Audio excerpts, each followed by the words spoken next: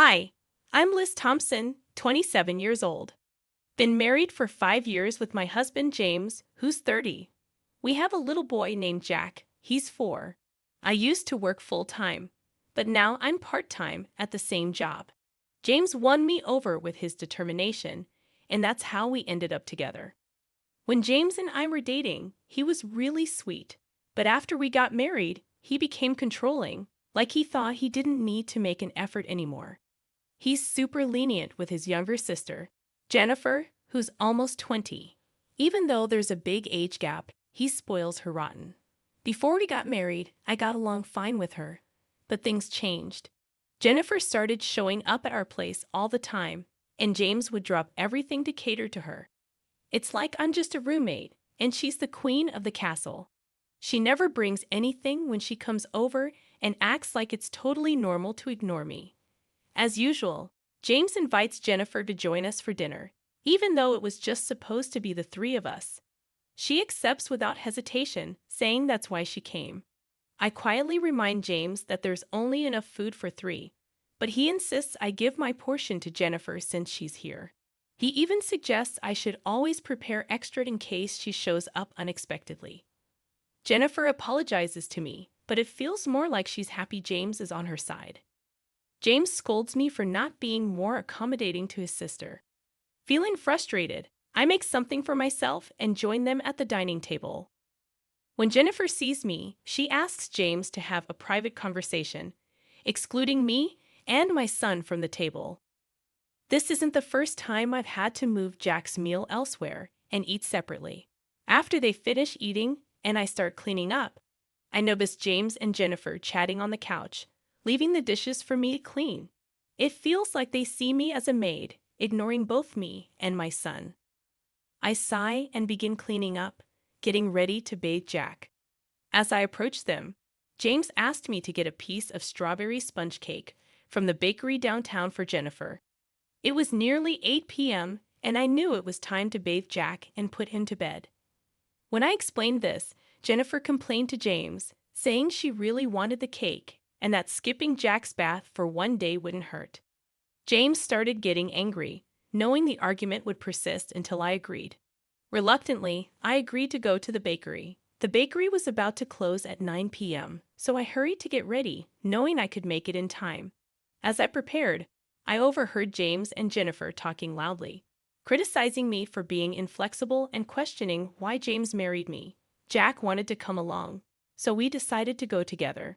As I stepped out, James shouted that we'd get a divorce if I defied him again, and Jack, though young, looked concerned.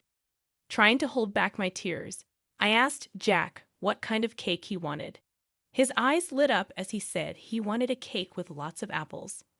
We chatted happily about cake on the way, momentarily forgetting the hurtful words. When we reached the cake shop, it was almost closing time. I bought 2 slices of strawberry sponge cake and 1 slice of the fruit-covered cake Jack wanted, though the options were limited. Back home, I served James and Jennifer their cake slices and put one for Jack on a plate, heading to the dining table. Jennifer remarked that Jack's cake looked better, and surprisingly, James swapped it with hers. When Jack protested, Jennifer ignored him and ate his cake. James justified it by saying he bought it with his money, dismissing Jack's right to choose. I was furious and confronted them, but James threatened divorce again. Jack stopped crying, but his worried look broke my heart. After a moment's thought, Jack began eating the strawberry shortcake that Jennifer was meant to have. "Mommy, this cake is delicious. I'm glad I got this one," he said, trying to mask his discomfort. It was distressing to see 3 adults subjecting a young child to such a situation. When Jennifer reached for Jack's cake, I quickly intervened, suggesting we eat in another room. I wanted Jack to enjoy his cake in peace. James protested, saying it was fine for Jennifer to have a bite, but I ignored him and took Jack to the other room. There, watching Jack savor his cake, I felt a sense of relief. Afterward, we bathed together, ignoring James and Jennifer, and cuddled up in Jack's bed. The next morning, Jennifer had already left when I woke up. As I prepared breakfast, I heard Jack crying and found his porcelain piggy bank A gift from my father, broken with the money missing. Jack always said goodnight to it, as he did last night. I suspected James knew something about it. And when I asked, he admitted Jennifer broke it for money without remorse. As I comforted Jack, tears streamed down my face. It was heartbreaking to see James prioritize Jennifer over Jack's well-being. His callousness pierced me, and the mix of sadness and anger engulfed me. James, unmoved by our tears, complained about feeling gloomy in the morning, leaving me shattered. I couldn't hold back my frustration any longer and confronted James. Don't you see how wrong this is, making Jack cry like this? It was the first time I spoke out in anger. I never wanted Jack to witness marital discord, but I couldn't contain myself anymore. James didn't respond. Instead, he stormed off to the bedroom and returned with divorce papers, thrusting them at me. "If you're not happy with me, let's end it," he said before leaving for work. Jack had never cried over anything involving James and Jennifer before, but since last night, he had been inconsolable. I, too, had reached my breaking point. "Jack, let's take a break today and skip daycare, okay?" I suggested. Jack cheered, thrilled at the idea of spending the day with me. "Mommy's the daycare teacher today, right?" he said, his face beaming as he nestled on my lap, looking up at me with pure joy. I marveled at how much patience a young child like Jack must have. So we made a pact to spend the day playing to our heart's content, releasing all that bottled-up patience. I knew taking the day off work would be inconvenient, but I believed it was the best thing for Jack. After explaining the situation, I managed to get some time off. We spent the morning at the park, playing until we were exhausted, then returned home for lunch. Jack seemed unusually tired and cuddled up to me like a little baby, falling asleep on my lap. Normally, he naps on the couch alone, but today he wanted to be close to me. Instead of doing housework during his nap, I decided to cherish this special moment, finding solace in watching Jack sleep peacefully. Suddenly, I heard the front door unlock, much too early for my husband James to be returning. Instinctively, I grabbed a nearby bag and swiftly hid in the bedroom closet, holding Jack close. As I listened intently, I recognized the familiar voice of the intruder. It was Jennifer. She seemed to be searching for something, muttering in frustration. Why does she have a key? What is she looking for? I wondered anxiously. Peeking out from the closet, I observed Jennifer's movements and listened to her murmurs. After rummaging through various items, she made a phone call, expressing her inability to find whatever she was searching for. Mentioning bro, presumably James, she eventually left, locking the door behind her. The mystery of what Jennifer and James were seeking lingered in my mind. I carefully laid sleeping Jack on the bed and tried to make sense of what had transpired. Perhaps James and Jennifer were searching for something belonging to me, but I couldn't fathom what it could be. The whole situation left me feeling like James was a stranger, filling me with fear. Hastily, I packed Jack's things into the bag I had grabbed earlier. Just as I finished, Jack stirred awake. "Jack, let's go to Grandpa's house," I said, taking his sleepy hand. We hurried to the station and caught the train to my parents' home, just 2 stops away. Arriving unannounced, my parents were surprised to see us. Once Jack was home, he happily engaged with our family dog, bringing a sense of normalcy to the unexpected visit. As we discussed what had happened with my parents, I shared my feelings of fear and explained the situation. I speculated that Jennifer might have been searching for my banking card from my single days, and my parents agreed it was a possibility. You see, I used to run a successful online shop for handmade goods back then, which later expanded with the help of my friends in the same business. Even after getting married and having Jack, I continued to manage the business part-time from home, with my friends overseeing its day-to-day operations. Surprisingly, I hadn't told my husband that I'm still the president of the company, although he knows about my previous success in starting a business when I was single. I'm still employed at my company, but I've kept it hidden from my husband. He believes I've stepped down from my role as president and now work part-time. There's a reason for my secrecy. After we decided to marry, I learned he spends his entire salary with no savings. He expected me to quit and become a full-time homemaker, offering only $300 for groceries. I couldn't agree to this. After heated discussions, we compromised on me working part-time. But that wasn't all. He had me sign a legal document, limiting my claims to marital assets, making me feel financially trapped. Even after our child was born, I only received money for groceries, while I covered clothing and daycare expenses. My compliance may have led him to believe I still have savings from my single days, explaining why they're searching for my old banking card. Furthermore, I've been quietly saving for our child by diverting a portion of my salary to a separate account. It's clear they're after the banking card for financial reasons. There's no other reason for those siblings to be searching, but I'm cautious with my valuables, like my banking card, so even if Jennifer or my husband search, they won't find anything. The bigger issue is Jennifer having a key and unrestricted access to our home, a situation my husband seems fine with. My father suggested keeping my banking card at our family home, so I followed his advice and secured it in our family safe. However, he raised another concern. Why is he so desperate for money? While discussing this with my parents, Jack approached us tearfully, admitting he had broken the piggy bank from my father and failed to save money in it as promised. My father was furious, his face turning red with anger. My father was on the verge of calling my husband to express his anger when my mother intervened. Let's confirm if the banking card is their real objective, she advised. Acting hastily without evidence could backfire, especially considering my husband's casual mention of divorce. He might exploit the situation, painting us as the wrongdoers to gain leverage in a divorce. So we decided to record their conversation to uncover their true intentions and consulted our family lawyer, a longtime friend of my father. Once home, I began preparing dinner as my husband arrived. I discreetly started recording on my phone, placing it face down. As expected, his first question was about the banking card's whereabouts. When I pressed for his reason, he evaded the question, growing frustrated when met with silence. My sister's in trouble, so hand over all your part-time earnings, he demanded. I refused, explaining I was saving for our child.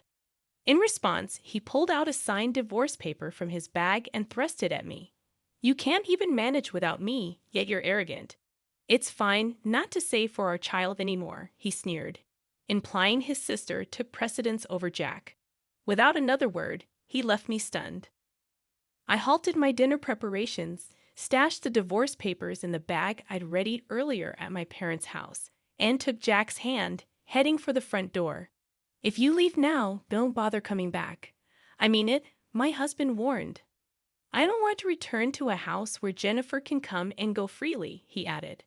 With that, I left the familiar confines of our home.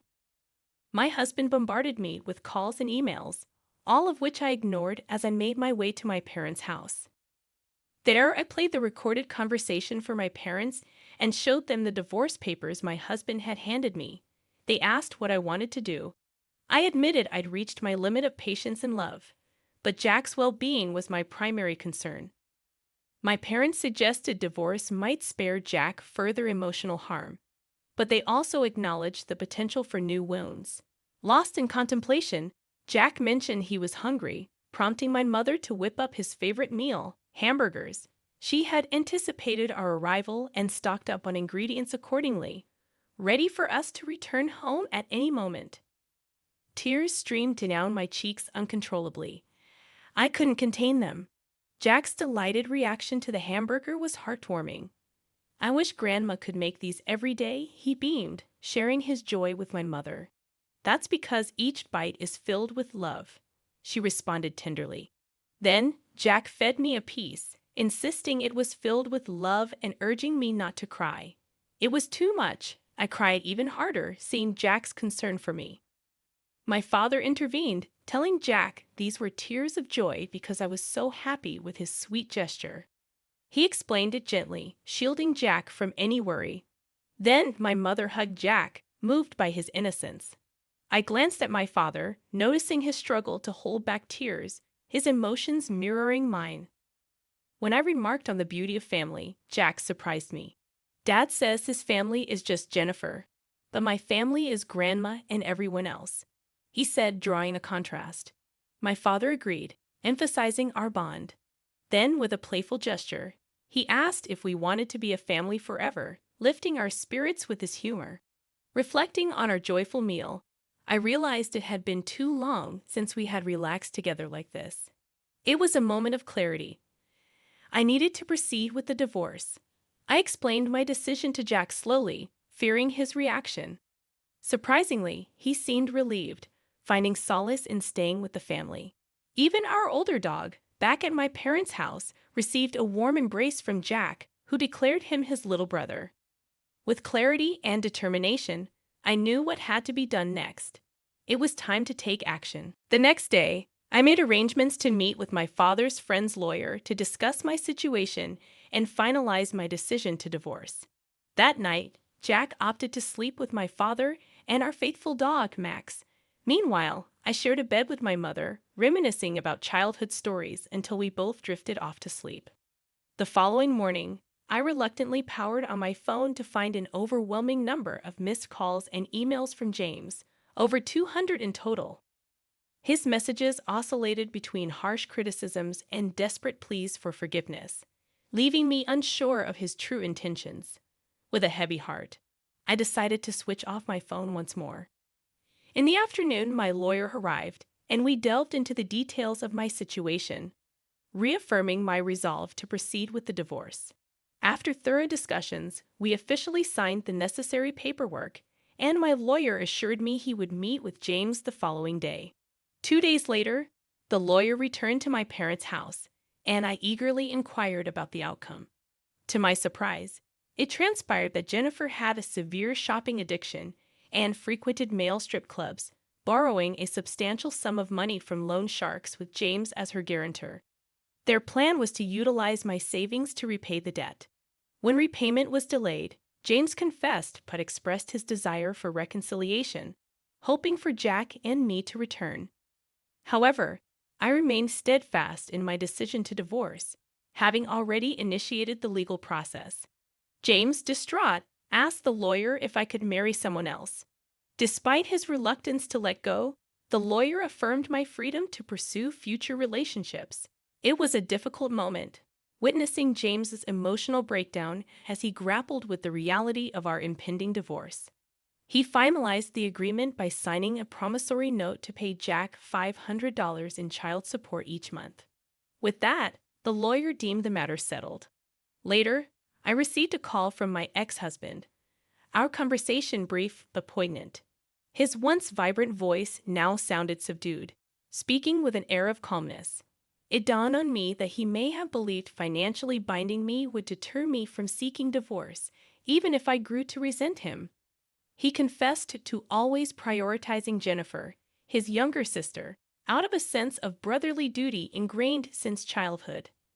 However, he now acknowledged this as a mistake, admitting his jealousy towards Jack, feeling as though I had been taken away from him, despite once loving our son. When he informed me that he and Jennifer had repaid her debts and expressed his intention to reconcile, pleading for me not to remarry, I firmly asserted that my love for him had faded, and there was no chance of reconciliation. Our conversation ended with tears exchanged over the phone as I wished him happiness before he hung up. In the aftermath, I leaned on my parents for support, making arrangements to transfer Jack to a different daycare while reviving my career as a businesswoman. Unable to keep silent any longer, I disclosed everything to my in-laws, who were outraged by the betrayal and resolved to disown James and Jennifer.